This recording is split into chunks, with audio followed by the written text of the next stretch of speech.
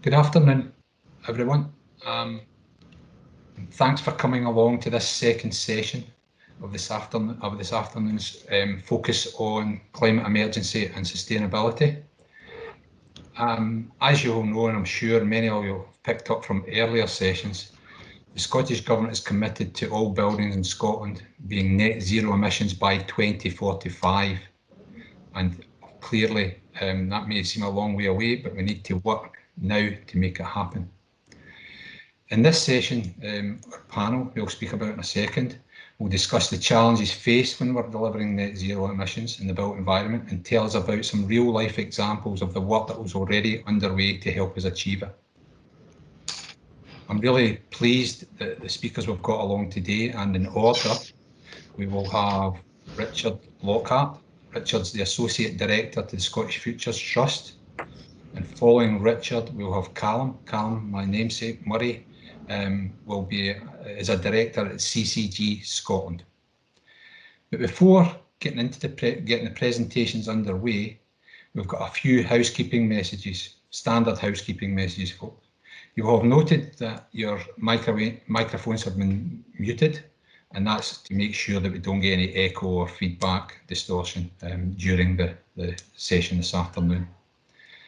In addition, because of the numbers we've got at this session, folks, if I could ask you to turn off your cameras, and that will help if there's any bandwidth restrictions and help us to ensure as this runs as smoothly as we can make it run.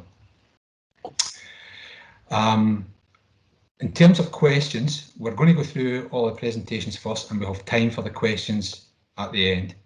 As everyone's, I'm sure, very familiar with now, you can either add your question through the chat functionality, and we will pick that up and endeavour to answer that during the Q&A at the end of the session, as I say. But what we would prefer, if you could, is that you keep your questions, note your questions, and at the end of the presentations, we'll use the hands up functionality to take questions in order. We think that probably makes it a bit more of an interactive session. So if you could, you can do it either way, but if you can use the hands up, that would be great. I should, for everyone's information, make sure everyone's clear. This session is being recorded and it will be available in the Academy after the conference. All of the questions and answers, they'll also be recorded and they'll be made available in the Academy as well. So that probably is enough for the housekeeping. I don't think I've missed anything there, but my colleagues would let me know if I did. So just before handing over to our main presenters, which obviously is Richard and Callum, I just wanted to speak to a few slides here, just to take the opportunity to give some context to net zero and outline how we, and by we I mean our members and us, Scotland Excel, are supporting the delivery of net zero. So I'll quickly take you through a few slides. So, as mentioned, the first thing I should say in terms of context, we, Scotland Excel, our members, we clearly recognise that reducing emissions from our homes and buildings is one of the most important things we can do to help our Scotland's contribution to climate change.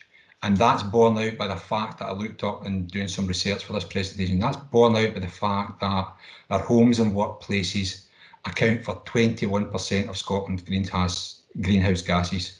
So clearly quite a significant area in terms of greenhouse gases.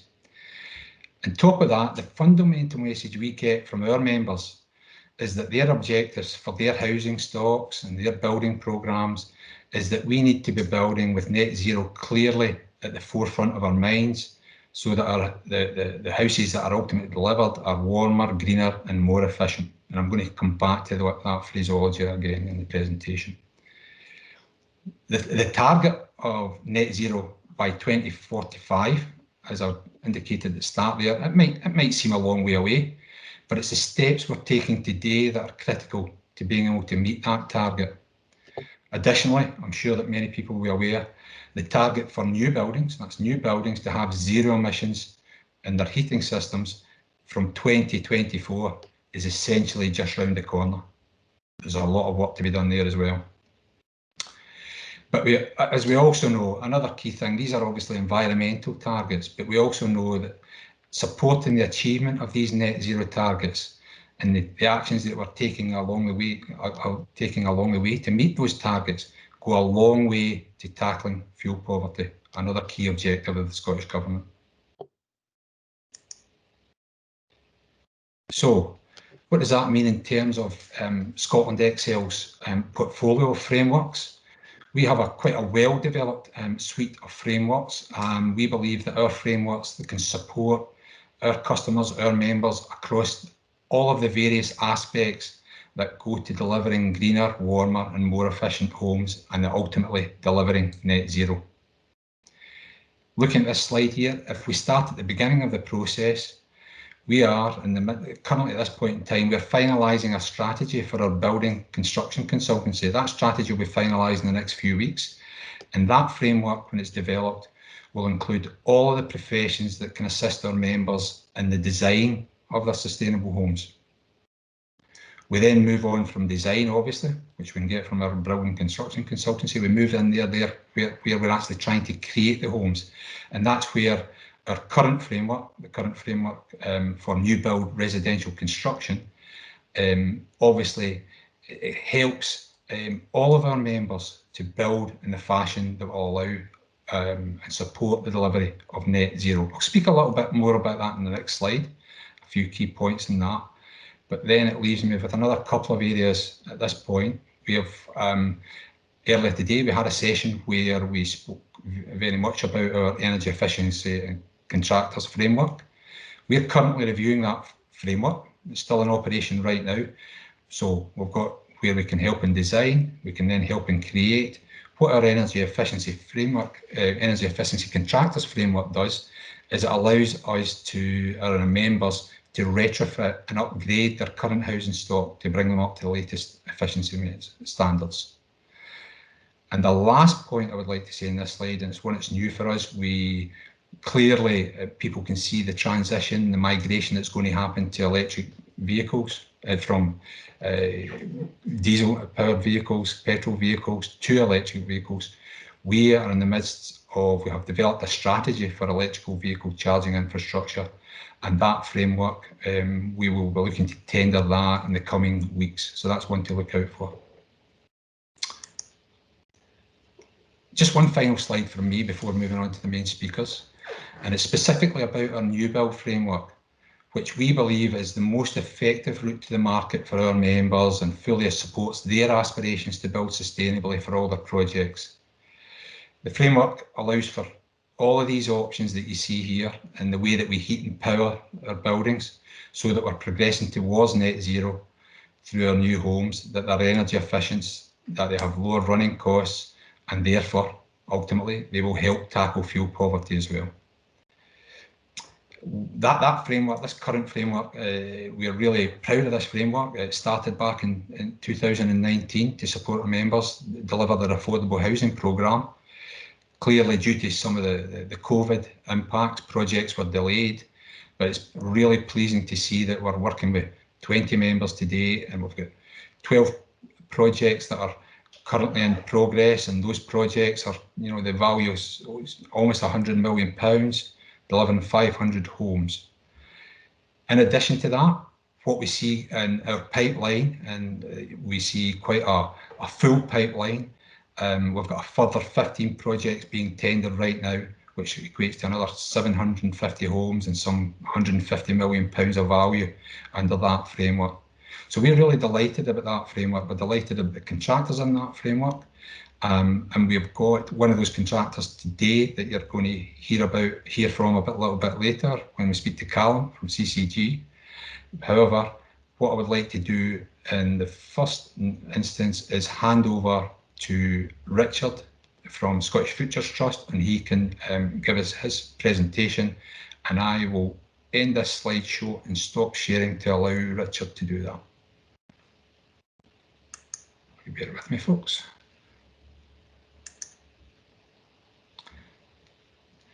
So I have stopped sharing, Richard. I hope that gives you the functionality now to bring up your presentation.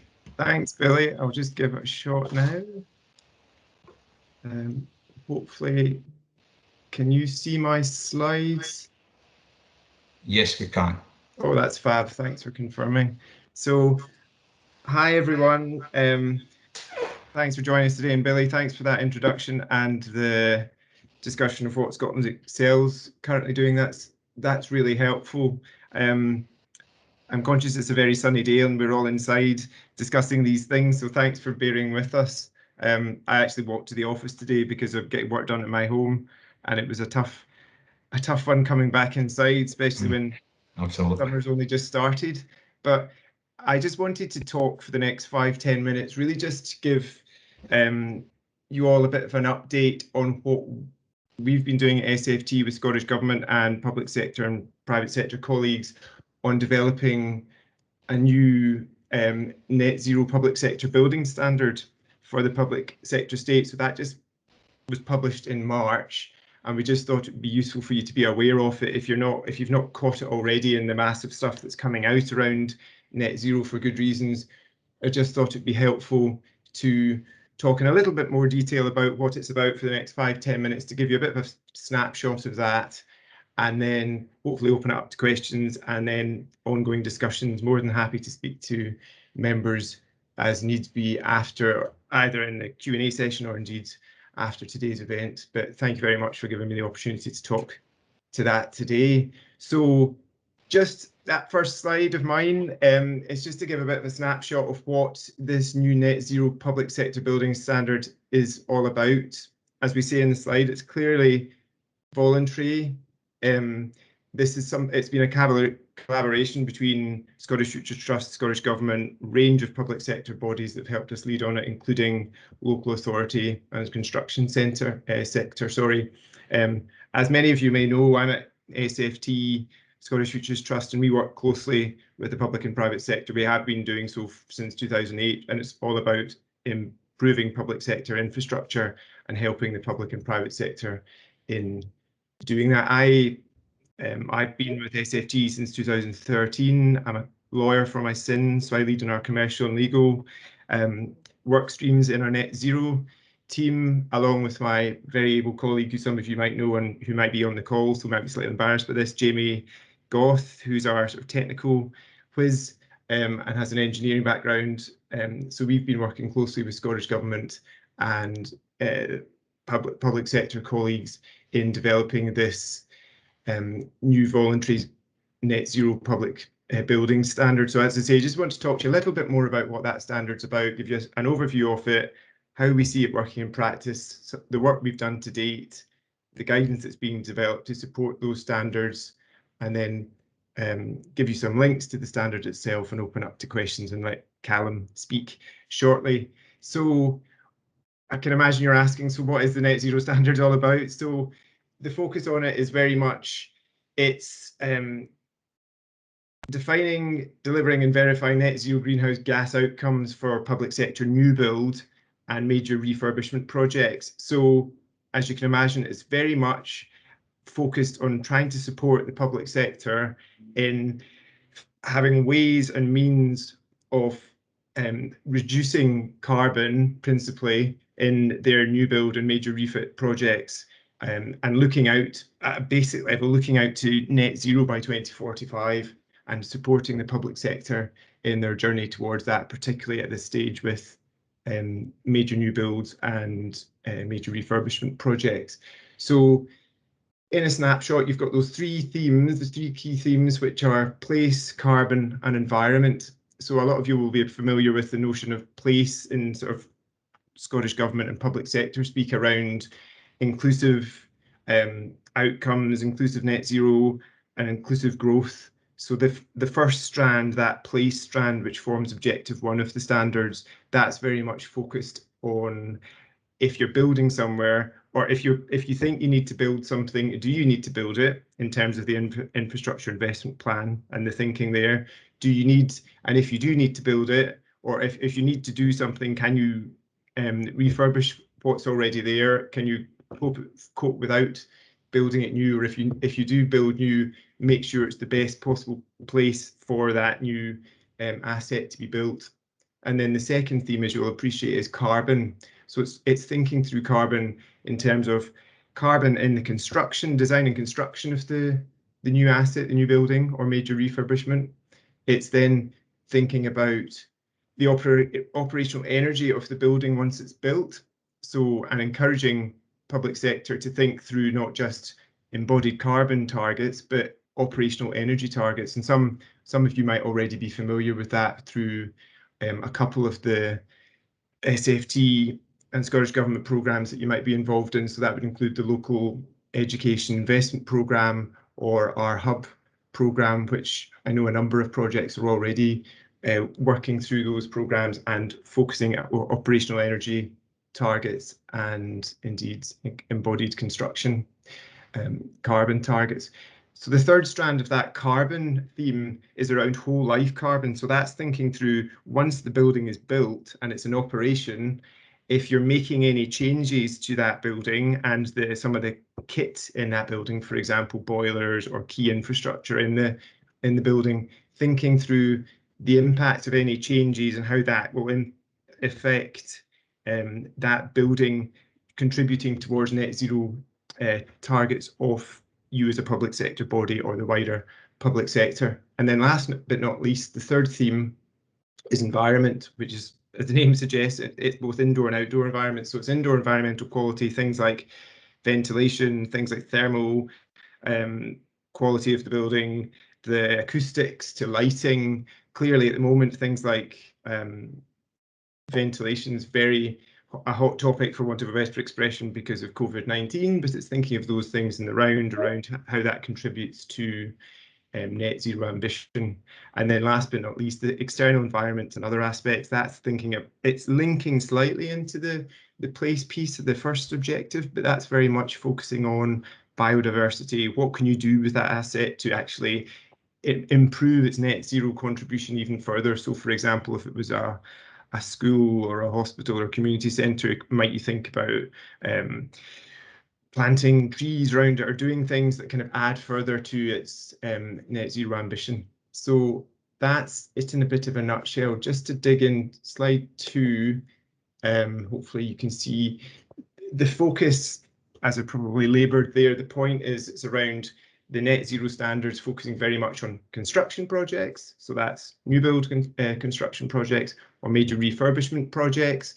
And it's trying to support the intention behind it is to support public sector bodies who are looking to do those kind of projects and give them a route and a means of actually capturing their net zero ambitions, their particular net zero ambitions in those projects. Because our thinking is that, well, if these buildings are going to be in operation well into and past 2045, the most we can do at this stage to make them as ambitious in their net zero contribution as possible, then the better. But then also acknowledging that you don't necessarily have the means to do all that at the start. So it's actually plotting it out and thinking, well, if we can think at least about it in the design and development project process, and then the construction and operation, then at least if you're thinking of that from the beginning of the process, then you've got a much better chance of meeting those ambitious commitments than not. So as well as that, it's very much shaped by national and local net zero commitments. So that includes things like the national net zero 2045 target, which we're all aware of, but also, as a number of you will be aware, public bodies and particularly local authorities may have already made their own net zero commitments, which are even more ambitious in 2045. So for example, Edinburgh and Glasgow City Councils, they're both looking at 2030. Others, I think Highland and others, are even more ambitious than that. And as others may know, the NHS are very ambitious and they're looking for even sooner. And I think a lot of their new builds from now on, they're expecting them to contribute as much as possible to net zero. So this is trying to support work that's already been done, and there's pockets of excellence that's already happening, and recognising it's just trying to support the public sector in that process. And in a nutshell, what the standard's about is allowing public sector to set meaningful targets which go after net zero ambition, and then work with their design team and construction teams and partners to get those buildings built into construction, and then once they're built and operating, have a means of operating, a means of verifying, I should say, that when they're in use, they're actually meeting those ambitious targets. So, for example, the operational energy target that I mentioned, that they're actually able to function to that standard, or if not, be able to remedy or remediate the building so that it meets those targets. So this slide is an attempt just to capture that. It's the idea of in-use stage verification of design and construction. You're setting targets early on, and that's in the strategic brief onwards. You're then collaborating on delivery to achieve those targets through the construction process. And then once the building is operational, you've got a means, an open and transparent means of verifying the outcomes that you've gone after are actually being met, so that in operation the building's actually meeting those requirements. And then that block of 6 at the bottom of that slide, so from application through concept design, detailed design. Excuse me, Richard. Yes. We can't see the slide that you're talking about. You can or can't? Can't. Oh, I'm sorry. Can you see it now? Hang on. No, not yet. Oh. Apologies. No problem. Is that? So, can I just check what slide you're seeing now? Just the first one, and it's like Oh. the presentation mode, so you can. Oh, hang on. Apologies for this. No problem. If you prefer, I can share your slides and you can just tell me when to switch. Actually, if you wouldn't mind, that'd be great. No it might problem. Be, too many screens. Apologies.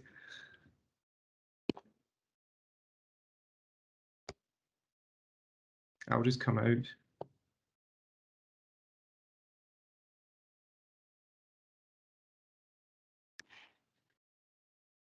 It should be on in a second. Thank you. Sorry about that. No problem.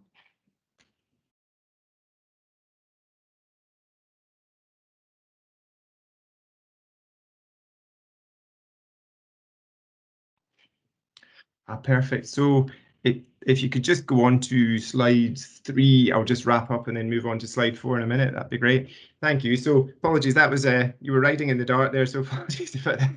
So I was just explaining the diagram, the idea of setting targets, collaborating on delivery, and then verifying performance. So it's through initial briefing, strategic brief, through the design concept, through construction delivery, and then in operation, you've got this verification of performance and continuous improvement. If we could move on to slide 4, that would be great.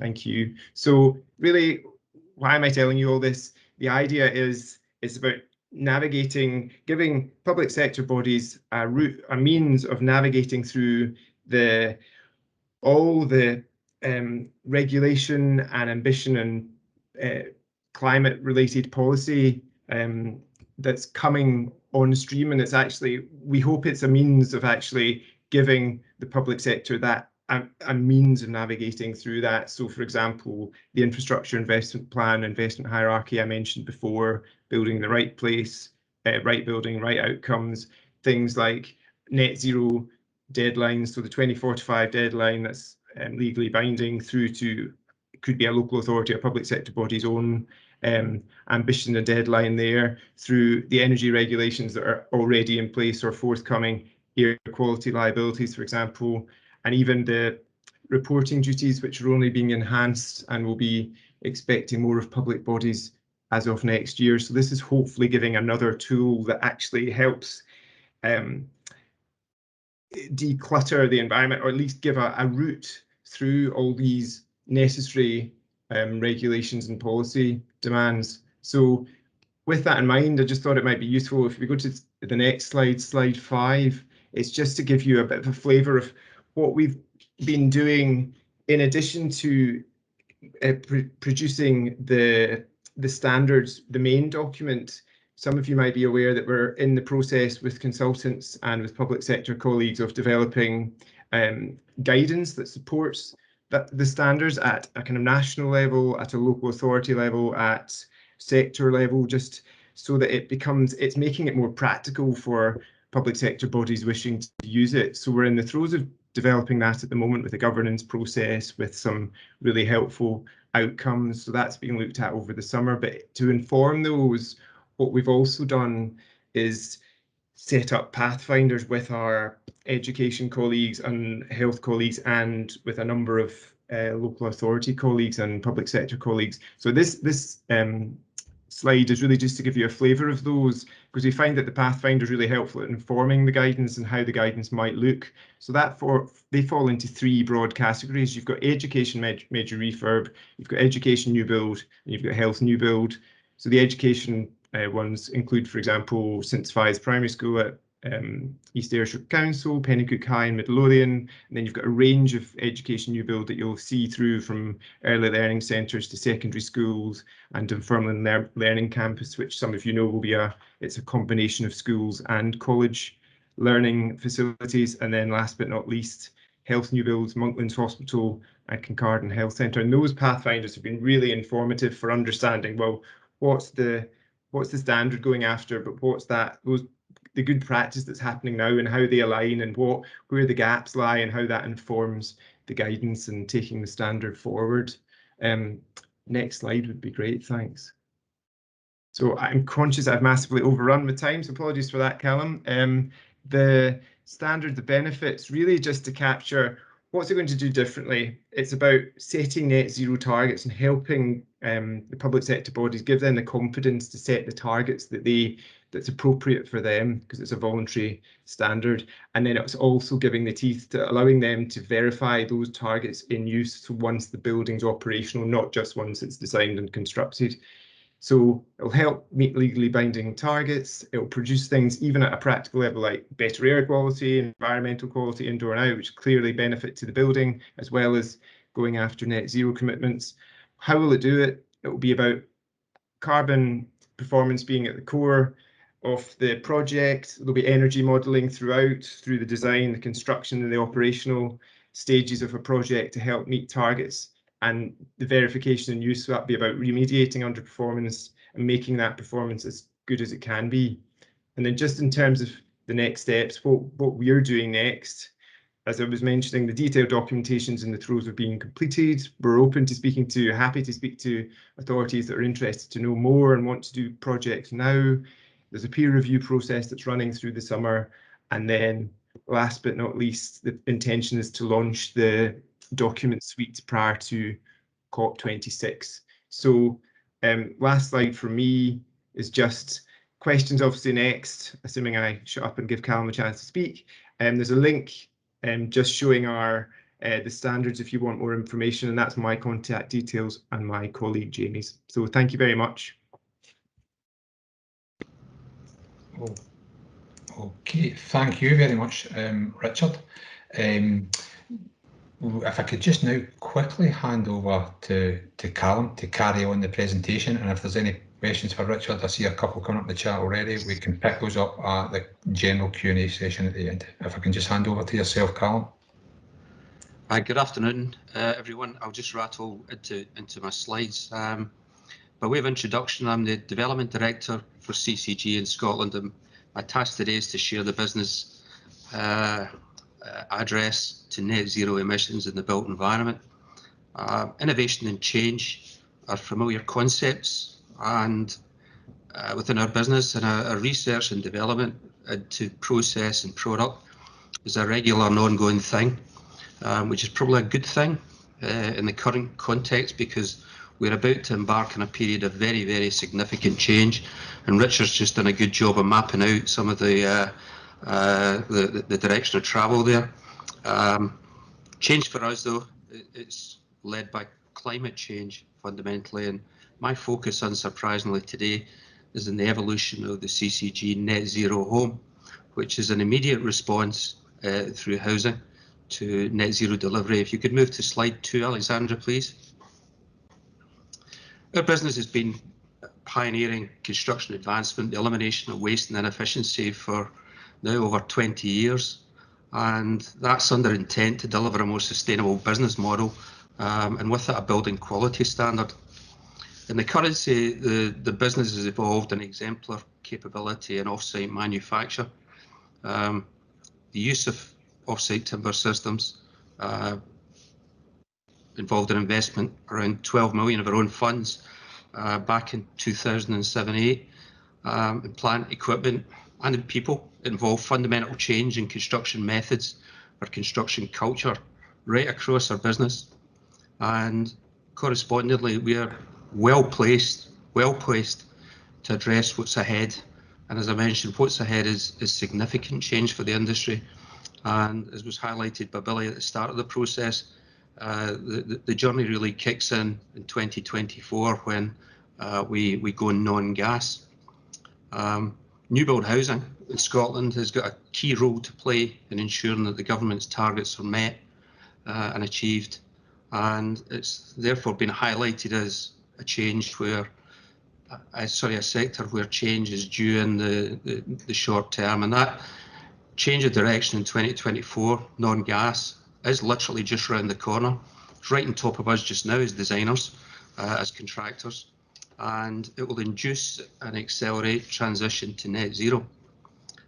Most new build housing being constructed today doesn't achieve net zero because there's no legal requirement to do so.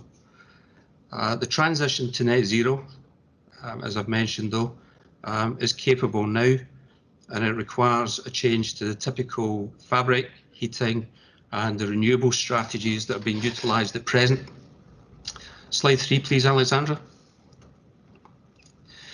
There's yet no formal definition or universally accepted method of calculating net zeros, so until this is the case, our approach has been relatively straightforward, and that is to work within the Scottish building regulations and attempt to achieve operational net zero utilising the standard assessment procedure. The strategy is equally straightforward, involves establishing a fabric first approach based on our IQ timber system. It's a closed panel timber system, already outperforming the Scottish Government's accredited details by 35%. Avoid reliance on MVHR based on consumer feedback, basically the housing associations, local authority stakeholders that we work with. It focuses on non-gas solutions for space and hot water, the reduction of space heating demand below 30 kilowatt hours per square metre per annum, minimising the risk of overheating, and ultimately achieving operational net zero. If you flip to slide 4 please. We embarked on the journey 18 months ago, and we engaged a raft of specialist advice from within our own organisation, our own group structure, but we also brought in master architects and with Carbon Futures energy consultants, aligned with our manufacturing colleagues to have a look at the evaluation of a specification and cost, the requirements and operational performance of a net zero new build strategy, but fundamentally, as I suggested, one that's practical and deliverable in the immediate term. So hence the reliance on achieving it under the Scottish building regs, and our research has quite fundamentally demonstrated that it is deliverable and is deliverable now. Across the suite of change, the uplifting cost for a 2-storey dwelling will be an average of around £10,000. That capital cost arising from the heat source, principally the increase in PV panels, battery storage, which is optional, but does lend considerable credence to energy savings, and other sundries, as I've called them, which are triple glazed windows and doors. So the baseline costs, we reckon, for a standard 2-build dwelling would be of that order. Slide 5 please, Alexandra. The outputs are significant. We've measured the dwelling emissions rate reduced by in excess of 15%, space heating reduced by 16 kilowatt hours per square metre, and energy costs reduced by 394%. Slide 6, Alexandra. We have a pipeline of projects in the offing as CCG, which probably rolls up to a volume of around 3,000 units. In the relatively short term, we have 1,200 specifically targeted at delivering net zero outcomes. In terms of the workload and pipeline that we have for Scotland Excel, we have 675 homes being delivered across 13 sites, 4 of which are on site and will deliver 250 houses. 2 of those sites, one for North Lanarkshire Council and one for Western Berkshire Council, will each carry pilots to net zero and passive standards of delivery. So it's about prototyping and testing. They specifically wanted to build and demonstrate to their elected members that we could, well, they could run before they walk. So we're working with them at the minute, and they are presently on site. Last slide, Alexandra. To amplify the offering, I'm now going to shut up. We have a video which will take you through the strategy, and I'd be interested thereafter to field any questions that you might have along with Richard.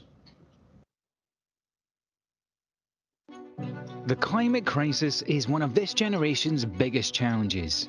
In response, Scotland is committed to becoming a net zero economy by 2045.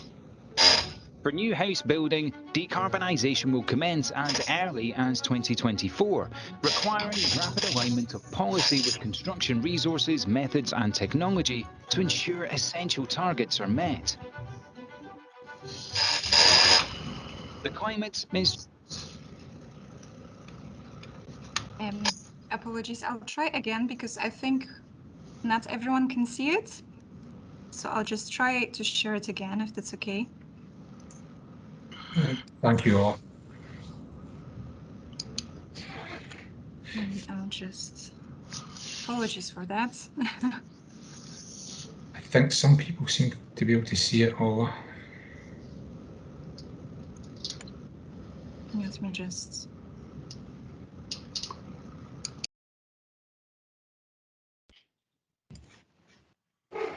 Okay, let me try this.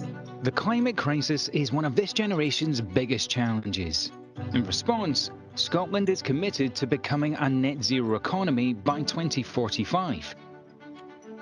For new house building, decarbonisation will commence as early as 2024, requiring rapid alignment of policy with construction resources, methods and technology to ensure essential targets are met. The climate is changing. The industry is responding. At CCG, we passionately believe in a more sustainable and progressive future for house building. Having pioneered the off-site manufacture of timber systems in Scotland for over a decade, we continue to develop our product by improving quality standards and thermal performance with the aim of reducing carbon emissions, energy demand and fuel poverty.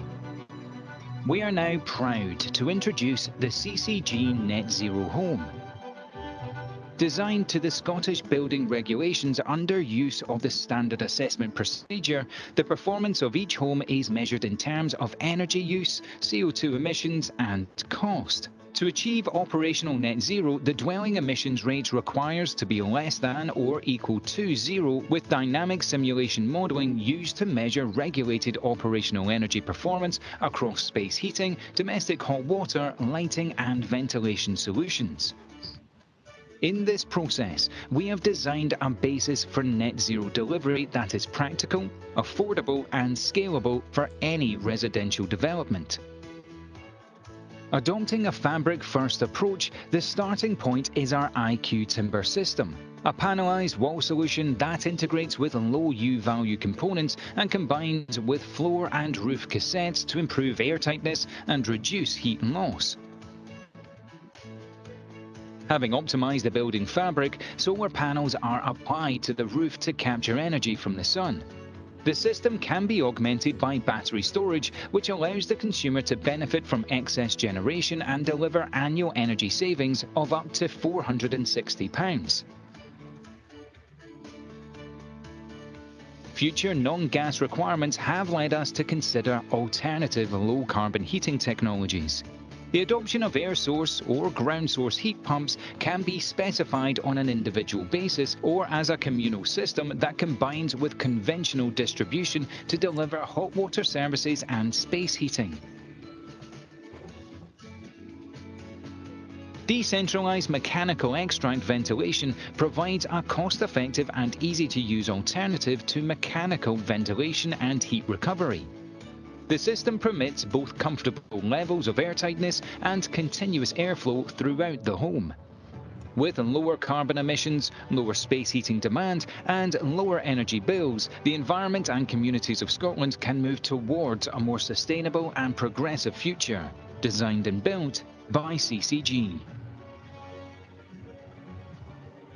The CCG Net Zero Home. The home of the future, today.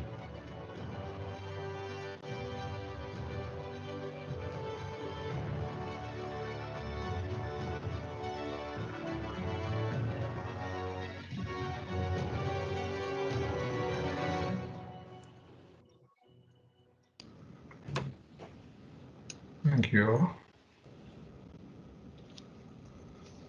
Okay. Callum, thank you very much for that, and to yourself, Richard, for both your presentations and the videos. I should say at this point, apologies for a couple of minor technical hitches there. I think the remarkable thing is that I wasn't at the heart of the technical problems this time. It's usually me somewhere. But no, seriously, thank you for obviously going through and giving us such a lot of information in a very sort of clear and concise way to get us such that we managed to stay within our timings.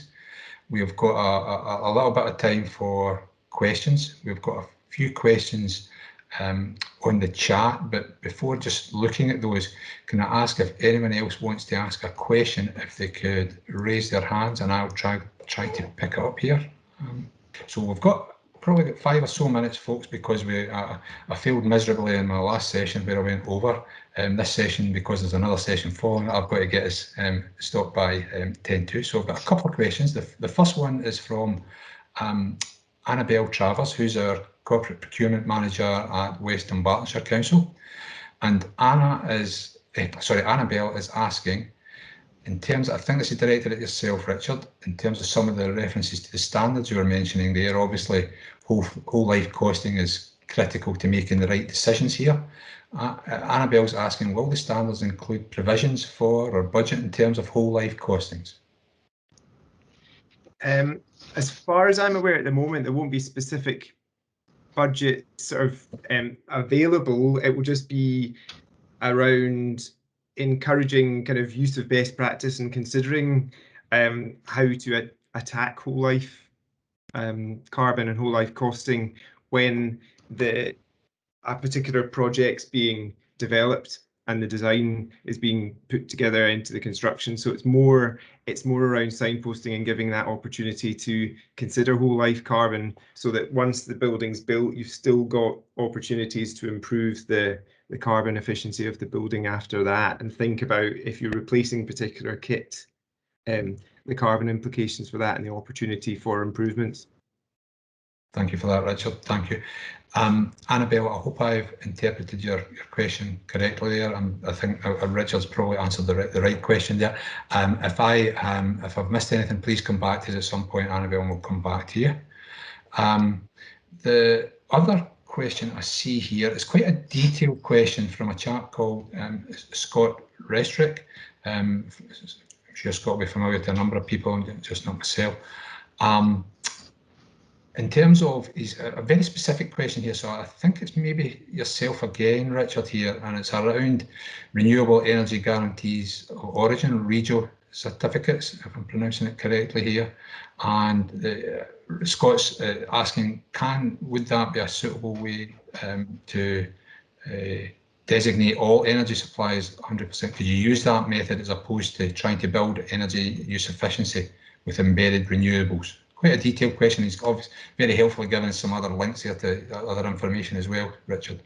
I saw that. Thanks for that, Billy, and thanks for that question, Scott. And it's a really good question. I think what I would say is definitely worth considering access to REGO and the the National Electricity Framework is what that can do in terms of energy generation coming into the building. But I wouldn't want, or I'd want people to consider that if you're developing a project, considering in the round, so you're not just thinking, oh, well, I've got zero generation or net zero generation coming in, so therefore it doesn't really matter quite so much how I use the building and the materials in the building. Now, I'm sure Scott's not meaning that. I'm just trying to use this extreme example that we don't, although you're right, there might be a lot of change, positive change in terms of the grid networks and how if you're decarbonising at system level, but I wouldn't want people to then make that assumption and just make the same old mistakes with building new builds and not thinking through the embodied carbon and building the involved in the construction of it, and then the whole life carbon, as we've just touched on, in the operation of the building, and also still thinking seriously about what are their operational targets and how you want to contain those as much as possible, and clearly think through the efficiency of the building regardless of what the source of energy is and how green that is. Great if it is green, but you still don't want to just be wasting energy in the use of the building. You want it to be minimized as much as possible. Thank you, Richard, and thank you to Scott for that question and that other information. A few minutes left, folks. I've got one question for Callum, and Callum, obviously picking up from your knowing of CCG's off-site construction capability. Where are CCG at in terms of proportions of the build that's done off-site at the moment, and where do you see it going, I guess, is the question, and how does it relate to others in Europe? In Scotland, are we ahead of the curve in terms of off-site construction, or are they thereabouts? Bill, I can give you an exact answer to that because it's approximately 18% of the eventual product, which is manufactured within the factory. Is it going to go much further? It will if the market takes in that direction. And what I would say is we've got the capability to grow our facilities. We've got the desire to do more within the factory, but fundamentally it will come down to cost, aligned with the design development of product. COVID plays an interesting dimension in that because you can do more in the factory than you can in the site, or at least you can when you're in the depths of a lockdown and outputs are being restricted. Building within the factory context has had distinct advantages for our business going forward.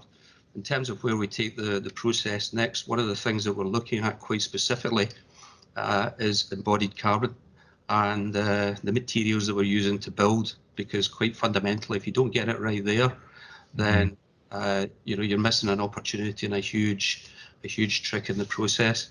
But our focus has been in designing a working model, which we're now carrying into live construction to measure performance and outputs. And embodied carbon is the next on the journey. I would say we are out in front in terms of some of this, and in terms of the applied use of off-site manufacturing technology, we have been for some time.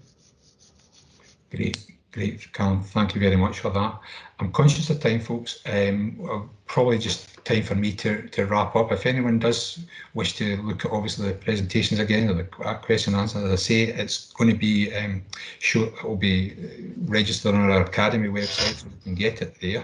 It just leaves me to again thank Richard and Callum for cramming so much information into such a short time. You can obviously see a great deal of preparation to get there and get all of that information to our audience today. Thank you for that.